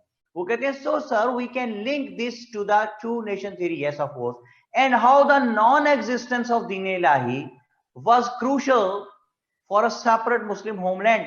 वो कहते हैं कि दीन इलाही का ना होना जो है वो सेपरेट होमलैंड के लिए क्यों अहम था? इसलिए अहम था भाई कि अभी मैंने आपको बताया बेटे कि जब कैटेगराइज करते हो कि इतने परसेंट हिंदूज हैं, इतने परसेंट ये लोग हैं, इतने परसेंट सिख हैं, इतने परसेंट मुसलमान हैं, और ये इतने परसेंट दीन इलाही वाले हैं, तो बीच में से कम हो जाती रेशो हमारी मुसलमानों की मोस्टली। अच्छा जी, अब समझ आ गई होगी मीर हमजा आपको? तला आपको समझ आ गई? जी सर। ओके, तो आगे बात चलती है भाई कि जरूरी हो गया था कि दीन इलाही को काउंटर किया जाता और लोगों को तला ये बताया जाता कि दीन इलाही वाज रॉन्ग, और ये भी जरूरी था कि लोगों को ये बताया जाता कि वादतल वजूद का फलसफा गलत है, उसको मत मानिए। Whosoever was embracing Deen Ilahi was going out of the circle of Islam। को दीन इलाही के गलत होने का एहसास दिलाना जरूरी था, और वादतुल वजूद गलत है ये बताना भी जरूरी था, और मोहब्बत भी जरूरी थी, और दुख बिछड़ना भी जरूरी बिछड़ना भी है जी। चला शाहिद सुना हुआ था सर, भूल गया था। आदर भूल गया था ना, कितने अफसोस की बात है तला शाहिद, इतना फेमस गाना तुझे भूल गया। सॉरी बोलो। Sorry sir. सारी कौम को, मुझे नहीं, सारी कौम को सॉरी बोलो। सुना हुआ है, बस निकल जाता है कभी दिमाग से ऐसी चीजें। जाती है ना, क्यों ज़हन से निकल जाता है आपके? हसान कहाँ चला गया? आज सो गया? लिखे नहीं आ रहे हसान की कोई बात। हसान कहाँ पड़ा है? सोया पड़ा कहीं? ओहो सॉरी सॉरी, मैंने उसे मिस्टर बजाज कह दिया था डीपी देख के ना, वो तब तक नशे में है, वो सारे तलागंग को ऑर्डर लगाता फिर रहा, ओए ये प्लाजा खाली हो, ये मेरा प्लाजा है। हसान अहमद सॉरी यार, मैं वापस लेता हूँ भाई अल्फाज आपने, नहीं है तू मिस्टर बजाज। अच्छा जी, उस्मान असलम मुगल साहब बहुत अहम बात कर रहे हैं, कह रहे हैं हा हा हा। ओके, तो इन चीजों को काउंटर कौन करे? ओ भाई, दीन इलाही गलत है, लोगों को यह बताना जरूरी है, वादतल वजूद को काउंटर करना भी जरूरी है, तो उठा फिर एक दीन मोहम्मद का सिपाही जिनका नाम था शेख अहमद सिरहिंदी, 1564 में वो पैदा होते हैं। सिरहिंद एक गांव है सियालकोट के नजदीक, वहां वो पैदा होते हैं जी। सियालकोट का कोई बंदा है जी हमारे पास? सर ईयर बता दें फिर से। 1564 1564 पैदा हुए हैं सिरहिंद में। बहुत देर से तला शाहिद हमारे साथ है जी। तला शाहिद बेटा, नाइस टॉकिंग यू, जीते रहो, सलामत रहो। और जी आप मेरी किससे? आगा साहब से बात कराएं जी, आगा कजलवार साहब से। कोई और बात करना चाहते तो लिख सकते हैं आप यहाँ। फरखंदा जबीन कह रही है मेरे से बात कराएं जी, फरखंदा से बात करा दें, जिससे कभी बात नहीं, आगा साहब से पहले ही बात हुई मेरी। कोशिश किया करे एडमिन के सब लोगों से बारी बारी 2-4-5 मिनट जरूर बात होती रहे। उस्मान असलम मुगल है फ्रॉम लिख रहे हैं। फरखंदा जबीन कह रही है नो, कह रही है सर मी, अब कह रही है नो, ये पता नहीं क्या बात है। अच्छा शिजिया के सर मुझसे नहीं हुई। शिजिया नकवी से भाई फरखंदा आ गई है। हेलो हेलो, अस्सलाम वालेकुम। वालेकुम अस्सलाम। मेरी बेटी पहले कह रही थी यस मी, अब कह रही है नो, ये क्या बात है? नहीं सर, वो मैंने, आपने ये पूछा था ना सियालकोट से कौन है, तो मैंने वो बोला था कि मैं सियालकोट से हूँ। आप सियालकोट से हैं? जी जी। वेरी गुड जी। अपने इलाके के किसी मशहूर बंदे का नाम बताएं। इलाके के इतना मुश्किल से पूछा ना मैंने। अल्लामा इकबाल। जी, ओके, मैं समझी शायद करंट जो है हसान अहमद कह रहे हैं हाल में। शकाब मलिक। जी नोमान इकबाल शोभा कहते हैं ने। फैज अहमद फैज, और हसान अहमद कहते हैं सानिया भाभी। वो कब सियालकोट से है? नो शी इज वो नॉट। एवी खाम खा। मोहम्मद अहमद कहते हैं फिरदौस आशिकवान। ये नहीं है कि हाँ, शुएब अच्छा नहीं, मलिक। ये नहीं है।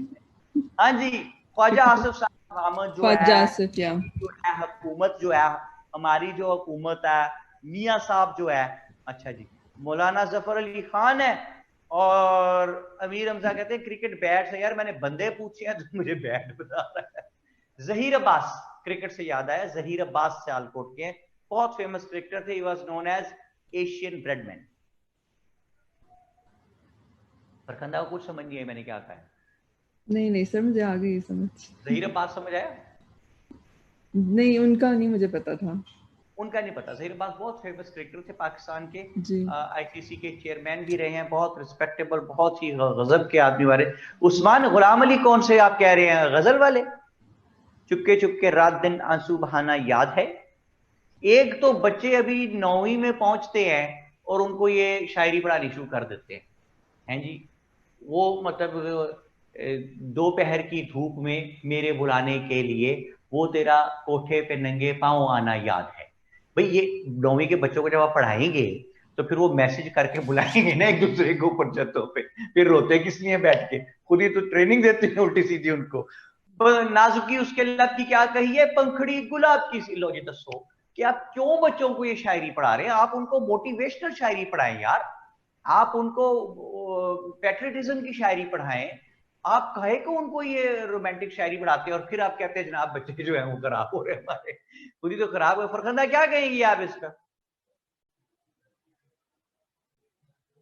हेलो, कहां गई? माइक म्यूट हो गया। शजिया से बात कराएं।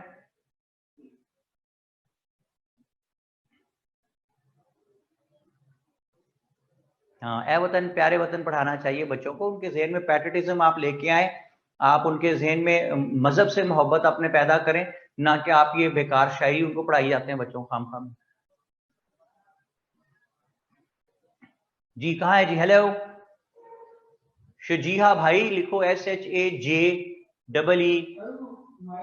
हेलो शजिया, अभी आप कह रही थी ऑनलाइन आके आपसे बात करें, अब आप बोल नहीं रहे हो, आवाज नहीं आ रही शजिया की।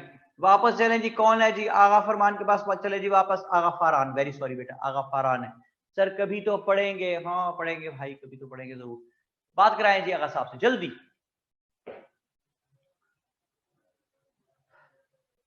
हेलो हेलो आगा साहेब,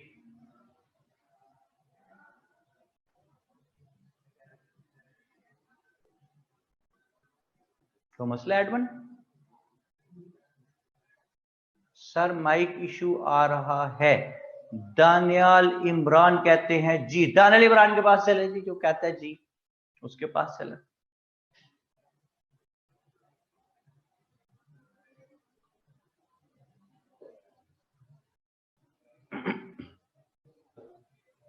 हेलो अस्सलाम वालेकुम सर। वालेकुम सलाम। शुक्र है यार किसी की आवाज आ गई, स्टूडेंट की। लोगों से बात ही नहीं आ रही, बात ही नहीं हो पा रही। तो दानियाल कैसा बेटे? ठीक है? ठीक ठाक अल्हम्दुलिल्लाह सर।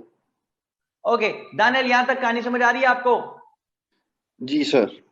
तो 1564 में सिरहिंद के मकाम पे पैदा होते हैं शेख अहमद सिरहिंदी।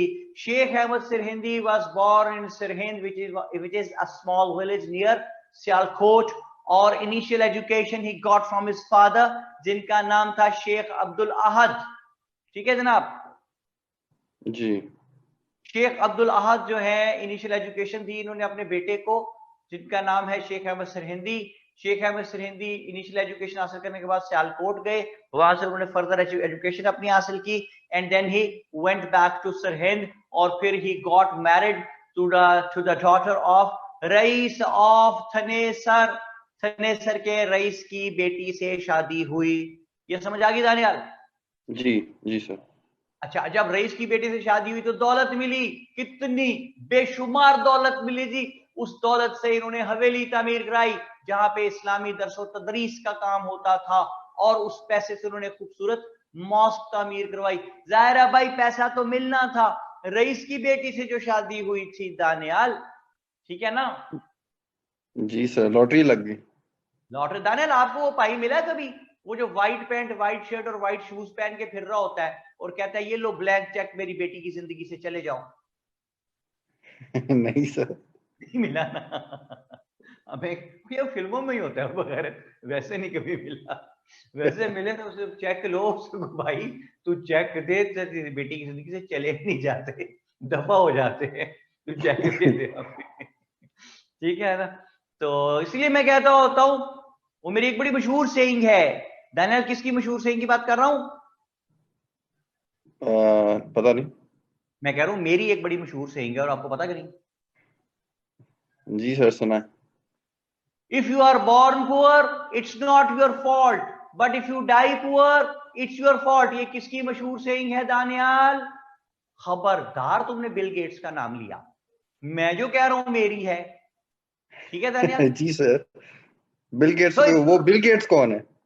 और दफा करें जी, छोड़े उसे। फिर सुने इसको, आपको यकीन आ जाएगा मेरी है कि if you are born poor, it's not your fault. But if you die poor, it's your fault. So if you are born in the family of a poor father, it's not your fault. But if you are having a poor father-in-law, that's your fault.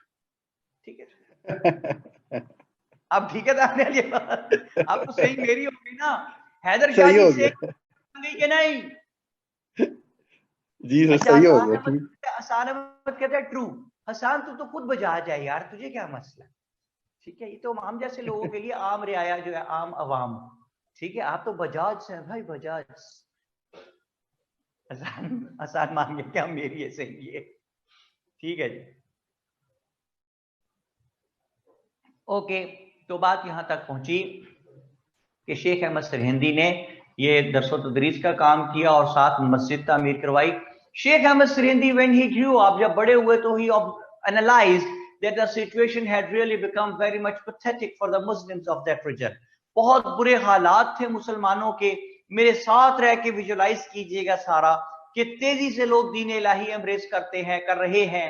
Number of Muslim जो है वो decrease होता चला जा रहा है, और लोग इस्लाम को ट्रू पिक्चर ही खत्म हो गई हुई है। इस्लाम में बहुत सारी नई चीजें एंटर हो चुकी हैं जो रिलीजन ऑफ इस्लाम का हिस्सा बन चुकी हैं। इस्लाम की शक्ल ही ओरिजिनल खत्म हो चुकी है, and it had almost been amalgamated into Hinduism like many other religions before. So Sheikh Ahmad Sirindi decided to do something, and he started making counter of this situation in a manner that he started writing letters to the people belonging to the different walks of life. हजारों लाखों लोगों तक। देखें, आजकल के दौर में अगर आपने अपना आइडिया लोगों के ज़हनों में प्रोवोक करवाना है तो it is very simple, through print media, through electronic media, through social media. लेकिन उस जमाने में अपनी बात लोगों के ज़हनों में इनकलकेट करवाना, प्रोवोक करवाना, it was really hell of a job. लेकिन शेख साहब डिड दैट सक्सेसफुली। उन्होंने जो लेटर्स लिखे, ये आम जनरल मैसेज को लिखे, ये सूफीज को लिखे, ये पोइट्स को लिखे, लिटरेरी पीपल को लिखे, रिलीजियस पीपल को लिखे, मिशनरीज को लिखे, फौज को लिखे, रॉयल कोर्ट में मौजूद लोगों को लिखे, बादशाह को लिखे, बादशाह के बेटे को लिखे, जहांगीर जिसका नाम था सलीम, जहांगीर नाम से बादशाह बना, सलीम उसका नाम था। ये लेटर्स लोगों तक पहुंचे। इन लेटर्स में शेख अहमद सरहिंदी ने वाज़ेह तौर पे लिखा कि whosoever was embracing Deen Ilahi was going out of the circle of Islam. Moreover, he said that wahdat al-wujud, the concept of wahdat al-wujud was not correct, कि खालिक मखलूक के अंदर है, ऐसी बात नहीं है। उन्होंने कहा कि हर क्रिएचर से खालिक की मौजूदगी की एविडेंस मिलती है, लेकिन उसका यह मतलब नहीं है कि खालिक मखलूक के अंदर है।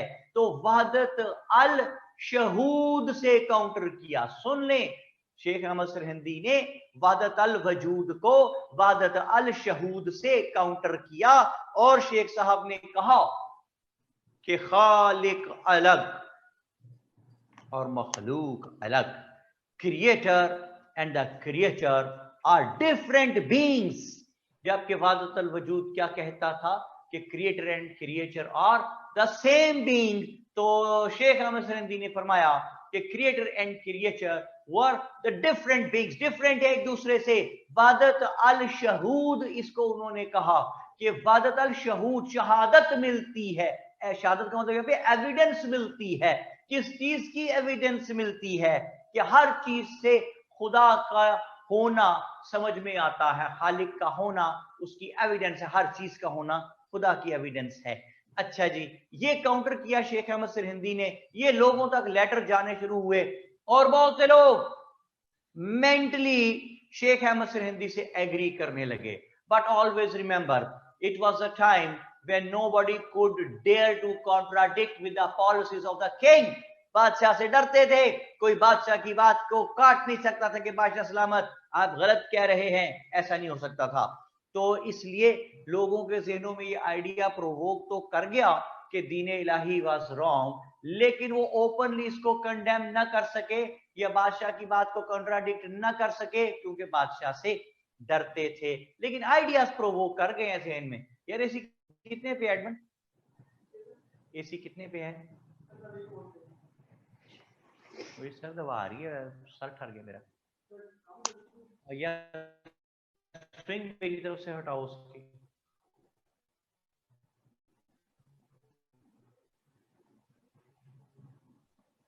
टैंक पे कौन है? दानियाल है। दानियाल ऐसे जी होता सर। जा रहा है दिमाग। आपको पता है दानियाल, जब इंसान पैदा होता है तब से लेके मौत के 15 मिनट बाद तक चल रहा होता है। पता है आपको इस बात का? नहीं जब सर। बंदा मर जाता है ना, तो दिमाग जिंदा होता है। वो 15 मिनट तक जिंदा रहता है। डेथ के बाद वो देखता रहता है, अच्छा यार कटर हो रहे हैं मेरे मरते, अच्छा वो देखता रहता है, लेकिन कर तो कुछ नहीं, मर गया बाकी सारा। तो दिमाग 15 मिनट तक, पैदाइश से लेके मौत के 15 मिनट बाद तक जिंदा रहता है। सिर्फ 2 मकामात पे इसको मौत खुद पड़ती है जब ये रुक जाता है। एक एग्जामिनेशन हॉल में, और दूसरा जब कोई आपसे आके पूछता है कि फलां बिन फलां भाई बस इतने हक मेहर कबूल है, और ये कम वक्त काम करना बंद कर देता है। अगर ये काम करता रहता तो बंदा कहता हो ना पाजी ना, काम ही करना, जो मौत बढ़ जाती है, बंद हो जाता है उस वक्त। अच्छा, एग्जामिनेशन हॉल में जाके बंद हो जाता है।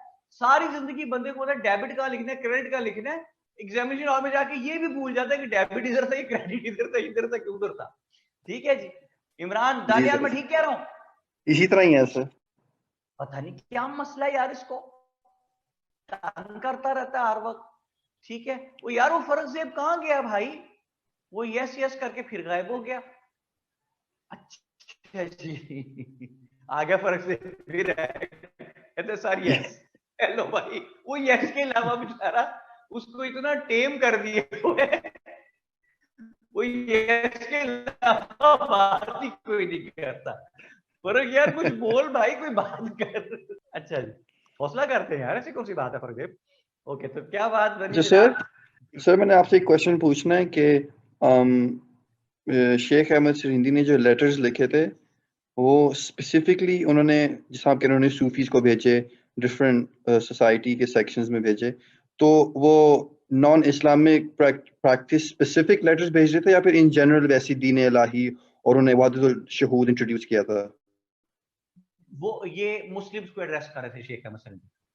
ठीक है, चलो मेनली ही वाज ठीक एड्रेसिंग द ठीक मुस्लिम्स।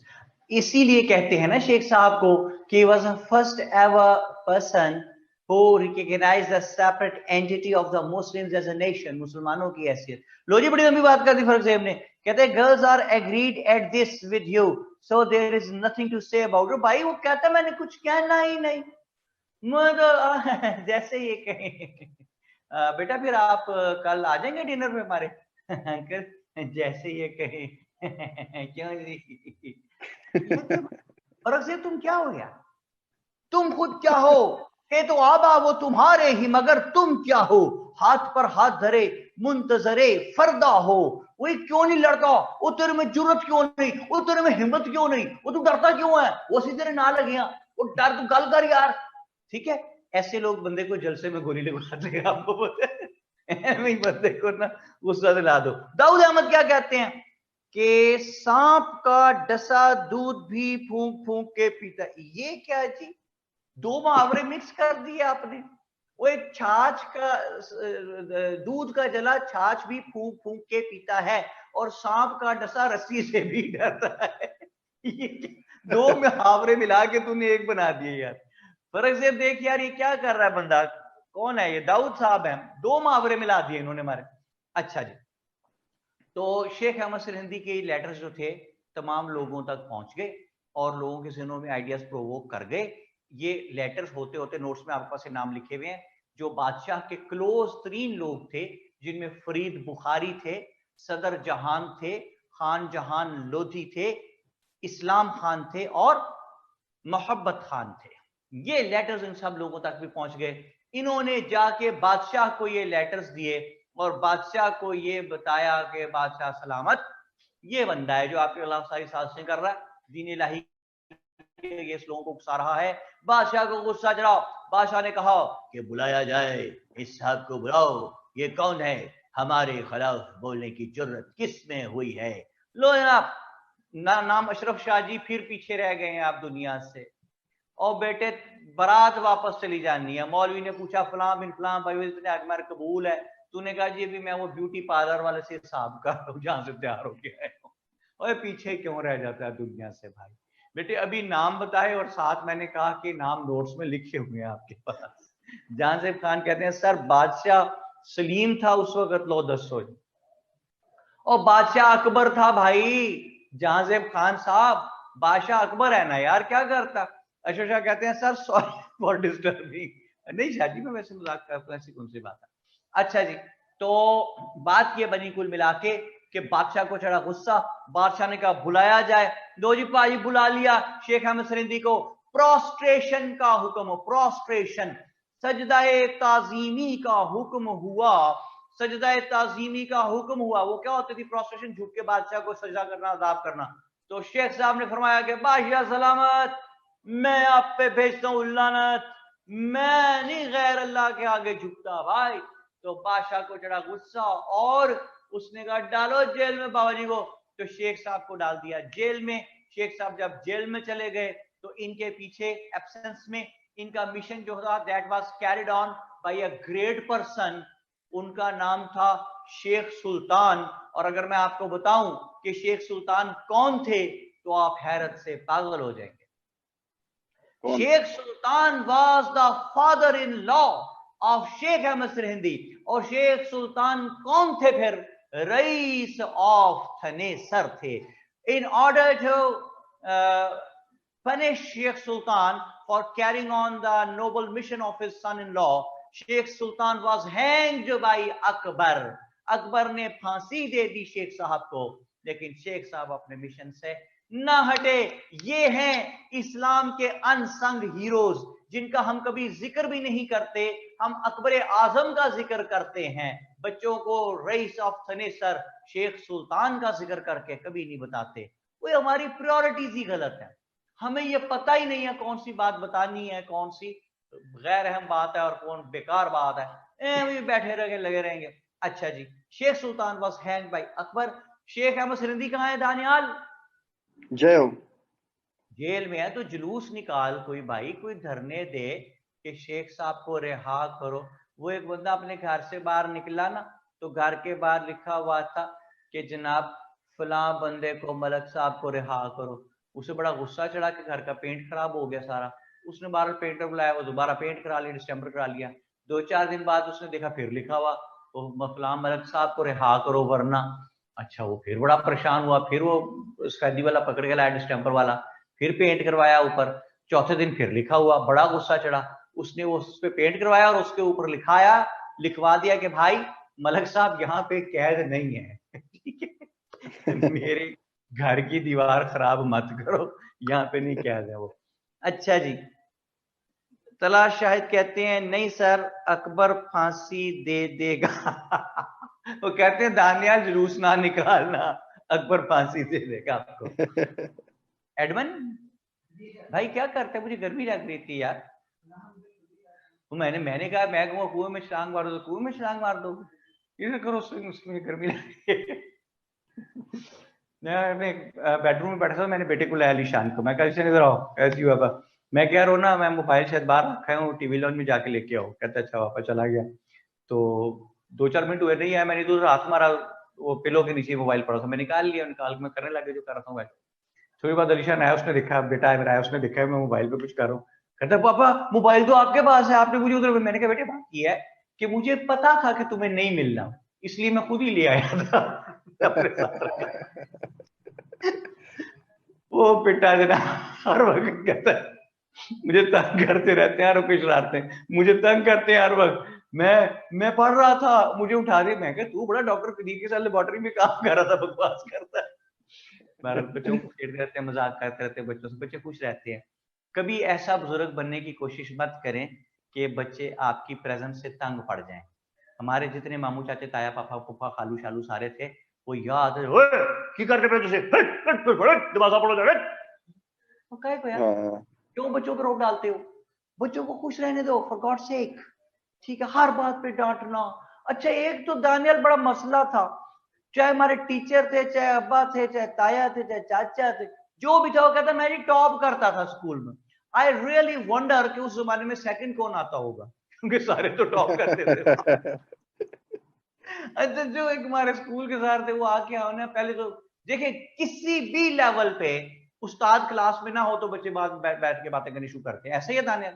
जी तो हमेशा। क्लास में आते थे देर से, पहले आके हमें इस्तकबालिया देते थे, मारते थे पकड़ के, जो कमजोर बच्चे थे उन्हें उठा उठा दीवारों में मारते थे सारे जब बच्चे सूझ के बैठ जाते थे ऐसे, फिर वो अपनी गुफ्तगू शुरू करते थे कि देखो आज मैं जिस मकाम पे हूँ इसकी वजह ये है कि मैंने मेहनत की थी, मैंने पढ़ता रहा।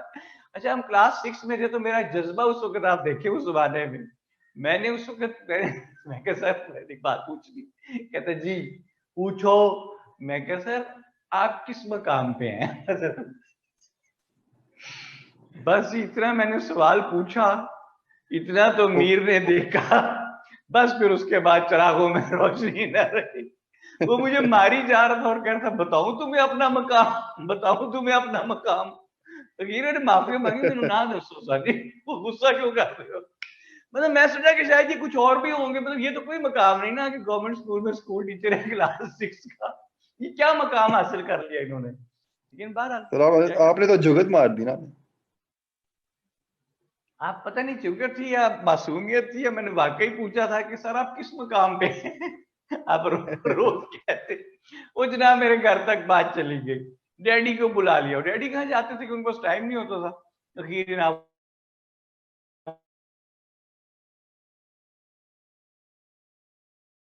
बहरहाल वो आए, पूछा उनका हाँ जी क्या बात है, बड़ा है कि आपके उनको ऑफिस से उठ के आना पड़ा था, वो कभी नहीं जाते थे ऑफिस के, तो उन्होंने कहा हाँ जी आप बता, डैडी का आप बता दें उससे आप किस मकाम पे आप इतने नाराज करते, तो उसको और गुस्सा चढ़ा, पर डैडी को कुछ कह नहीं सकता था, वो चुप कर गए फिर बेचारे।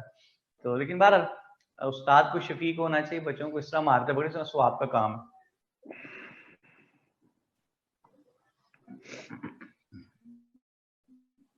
हसन अहमद कहते हैं I have decided I will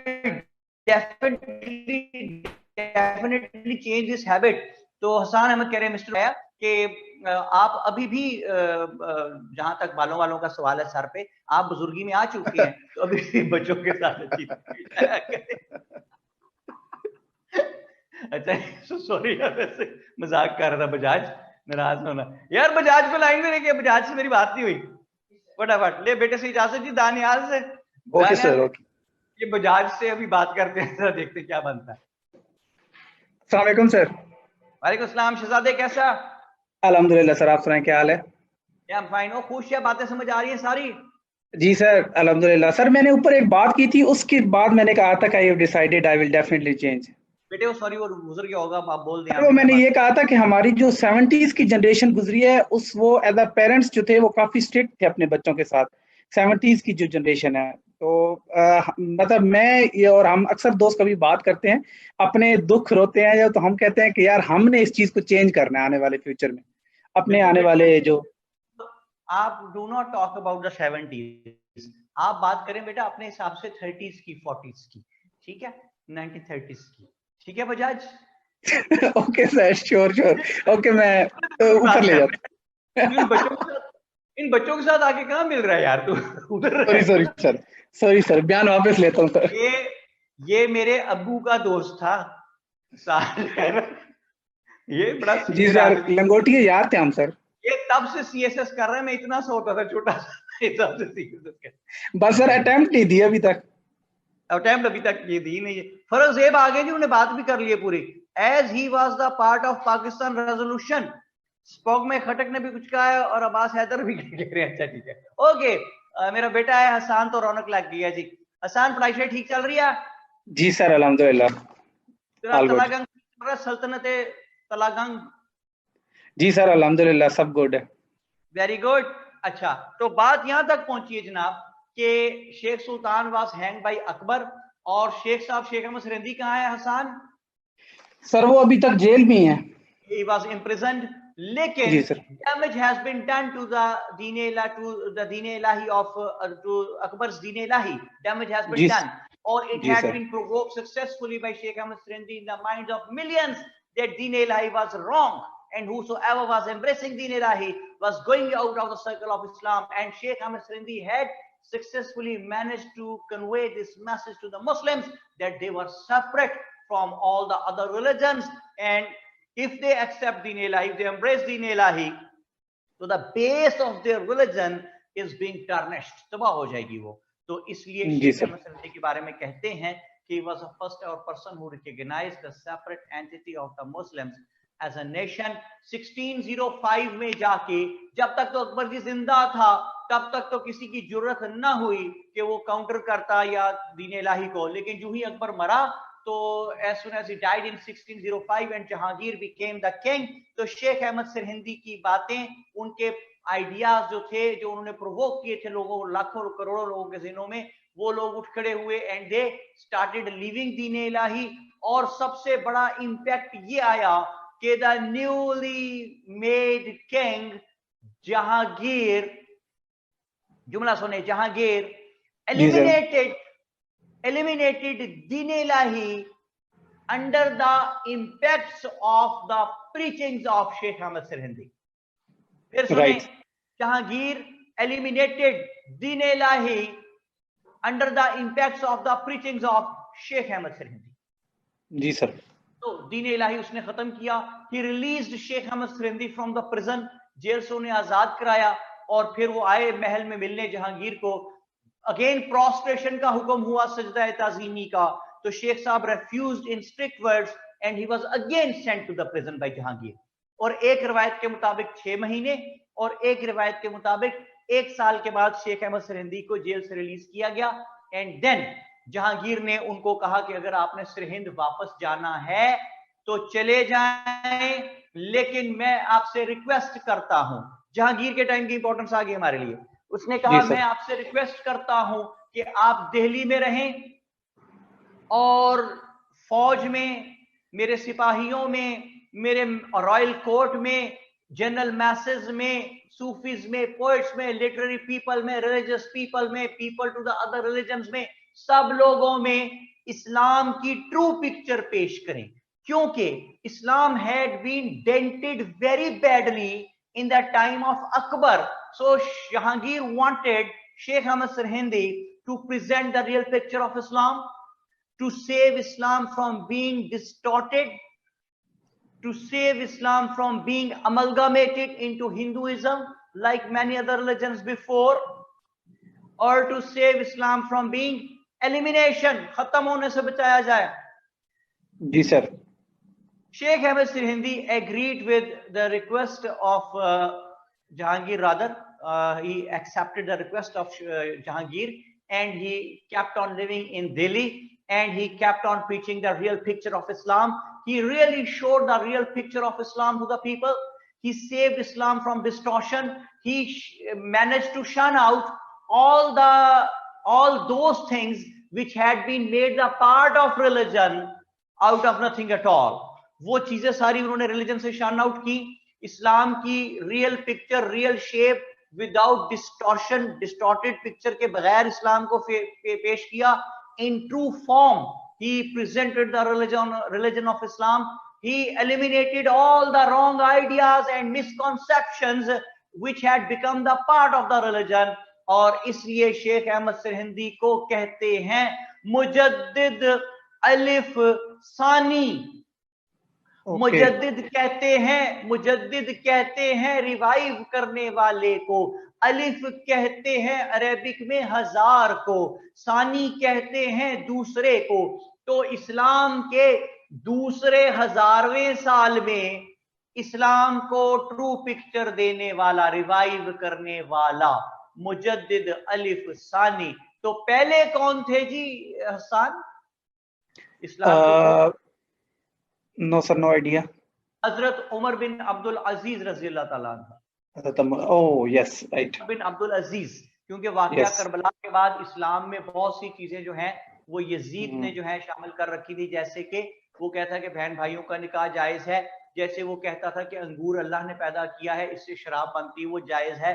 ये बहुत सी चीजें उसने ना इस्लाम का हिस्सा बना दी हुई थी।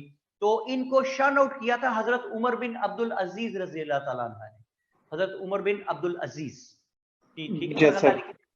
और अब है, हम बात कर रहे हैं शेख अहमद सरहिंदी मुजद्दिद अलिफ सानी, इस्लाम के दूसरे 1000वें साल में इस्लाम को ठीक रिवाइव करने वाला, और तभी इनको हम इमाम रब्बानी भी कहते हैं। तो अगर मैं शेख अहमद सरहिंदी के बारे में कहूं कि he was the first ever person who categorised the Muslims as a nation, ठीक होगी बात? जी सर। पेज 32 पे पहुंचे जरा आप सब लोग, पेज 32 पेज 32, ओके।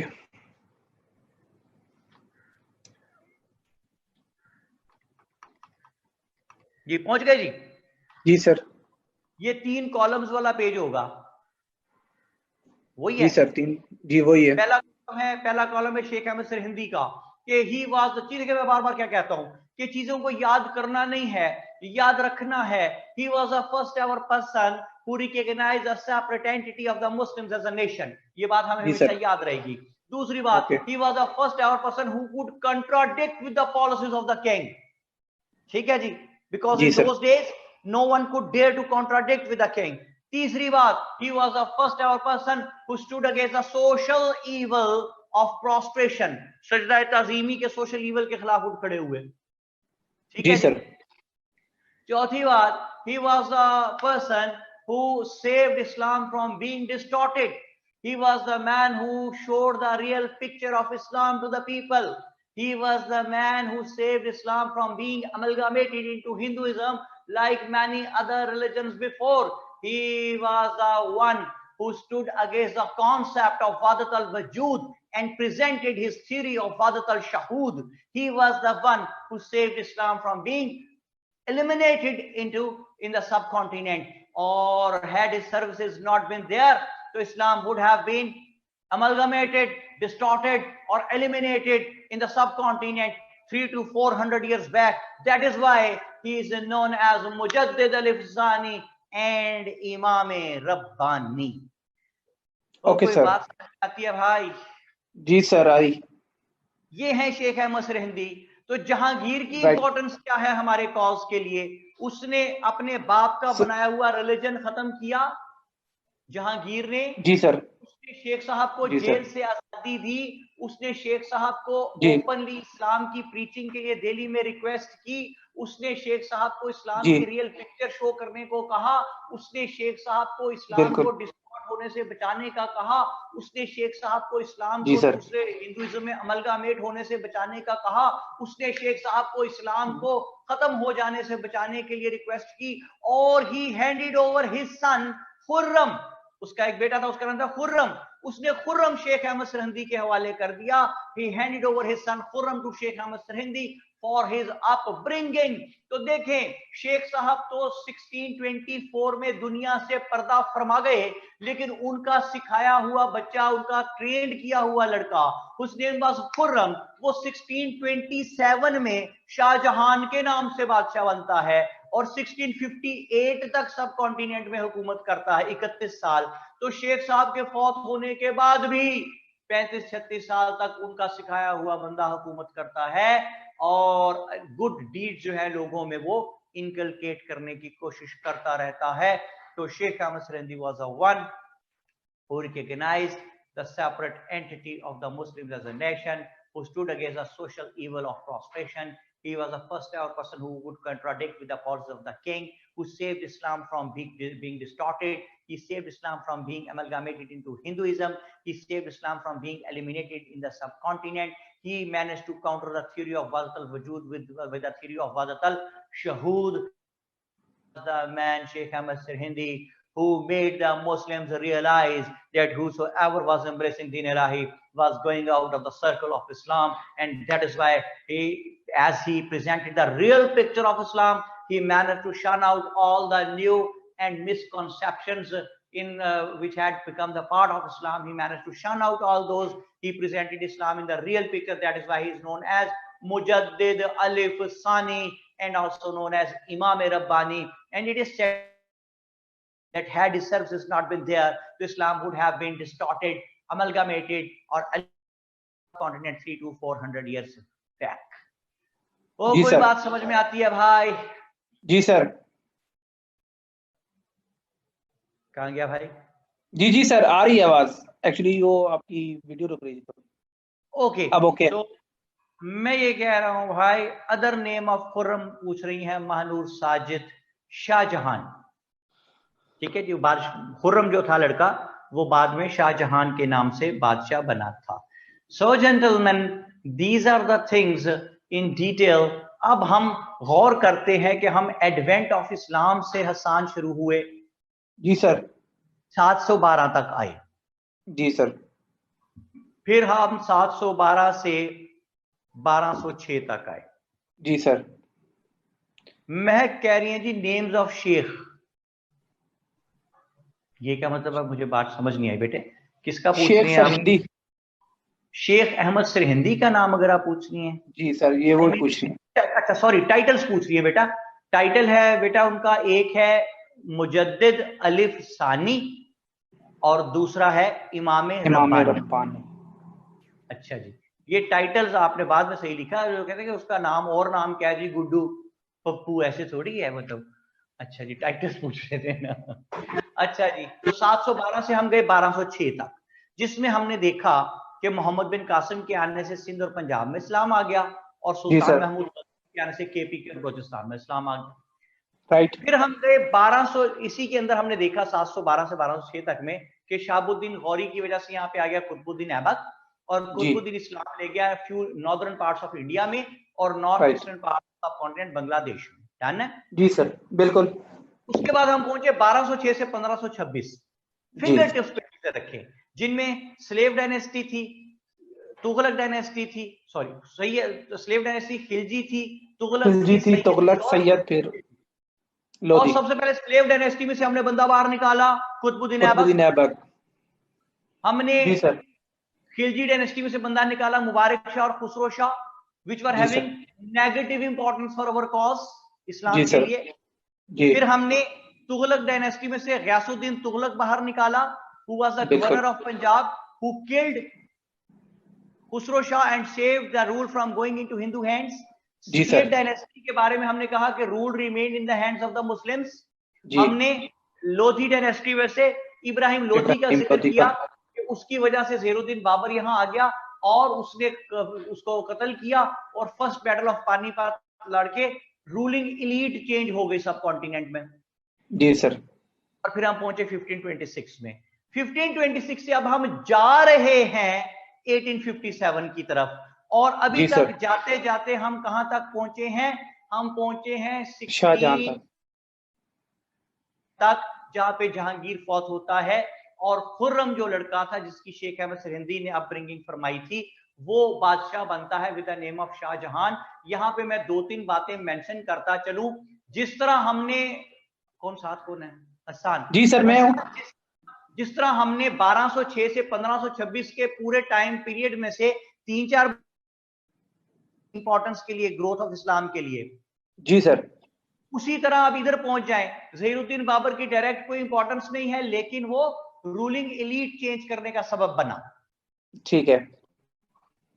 उसके बाद हुमायूं की इंपॉर्टेंस क्या, पॉजिटिव इंपॉर्टेंस क्या, he killed जी Mubriz Khan जी when जी he came back. He killed Mubriz Khan and saved the rule from going जी into सर, Hindu hands.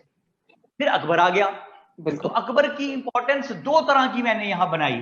ये ग्रीन से जो लिखी है positive, he killed Himu Bakal in the second battle of Panipat and saved जी the rules going into Hindu hands. Hindus जी sir negative क्या कि ही इनोवेटेड दीन इलाही, तो जी वहां सर पे वो नेगेटिव अपनी जो बात थी दीन इलाही इनोवेट करने की, उसकी वजह से वो इस्लाम को ले डूबने लगा था, लेकिन वहां पे जी आके बचा लिया था शेख शेख अहमद। अहमद सरेंदे ने ठीक है जी, जी यहां सर तक। और फिर जहांगीर का टाइम, जिसमें मैंने 6-7 आपको ये ग्रीन जो है पॉजिटिव्स लिख के दिए कि ही रिलीज शेख साहब from the prison, he eliminated Deen Ilahi, Sheikh Saab to preach Islam, he allowed Sheikh Saab to create real picture of Islam, he saved Islam from being eliminated in the subcontinent, and he handed over his son Khurram for his upbringing.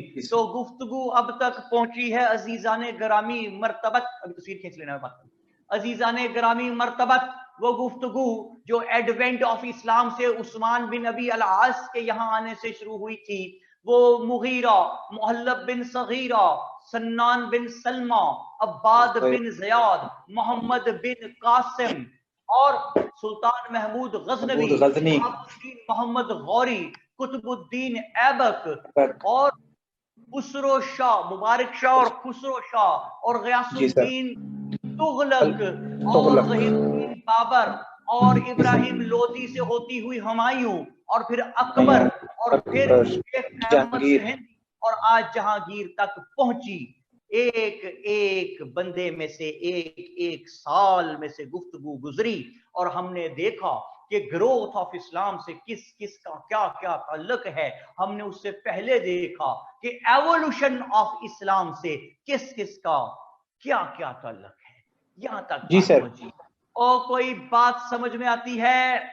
Ji sir. Mahak board पे बेटे अभी आपको admin send करने लगे हैं। So gentleman, whatsoever we have tried to discuss today, repeat it, complete it and concrete it and never let it know to anybody else how simple it is. और सब कुछ क्या है? बेकार है। बस यू पीपल आर प्रीशियस। कितने? Very very precious. So try to take good care of yourselves and try to become what? The best possible sons or daughters of your parents. कि इसके अलावा ना दुनिया में ना आखिरत में कामयाबी का और कोई रास्ता नहीं है, और अगर कोई रास्ता है भी एटलीस्ट तो वो मुझे पता नहीं है। See you all next time. Keep flying and enjoying it. Salman Khan signing off. Thank you very much. Okay sir, खुदा हाफिज।